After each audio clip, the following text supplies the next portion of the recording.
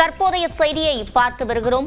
மதுரை ஆதீனத்திற்கு எதிராக கடும் நடவடிக்கை எதுவும் எடுக்கக்கூடாது என்று காவல்துறைக்கு சென்னை உயர்நீதிமன்றம் உத்தரவு பிறப்பித்திருக்கிறது. கூடுதல் விவரங்களை செய்தியாளர் மதனிடம் கேட்கலாம். மதன், விவரங்கள்.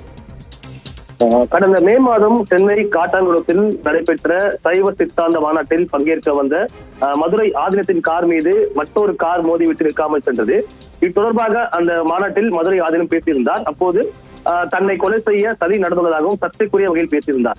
இத்தொடர்பாக இரண்டு பிரிவினரிடையே மோதலை உருவாக்கும் வகையில் பேசியதாக மதுரை ஆதீனம் மீது காவல்துறை வழக்கு பதிவு செய்தது. இந்த வழக்கை ரத்து செய்ய வேண்டும் என்றுதான் தற்போது மதுரை ஆதீனம் தரப்பிலிருந்து சென்னை உயர்நீதிமன்றத்தில் இந்த ஒரு மனு தாக்கல் செய்யப்பட்டது.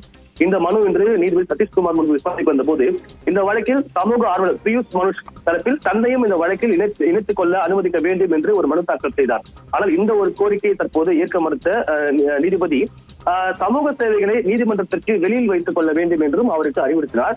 அதே போல தற்போது மதுரை ஆதீனம் தாக்கல் செய்த மனு தொடர்பாக காவல்துறை செப்டம்பர் 15ஆம் தேதிக்குள்ளாக பதிலளிக்க வேண்டும் என்று உத்தரவிட்டு அதுவரைக்கும் ஆதீனத்திற்கு எதிராக எந்த ஒரு கடுமையான நடவடிக்கையும் எடுக்கக்கூடாது என்று தற்போது காவல்துறைக்கு இந்த உத்தரவு பிறப்பித்துள்ளார்.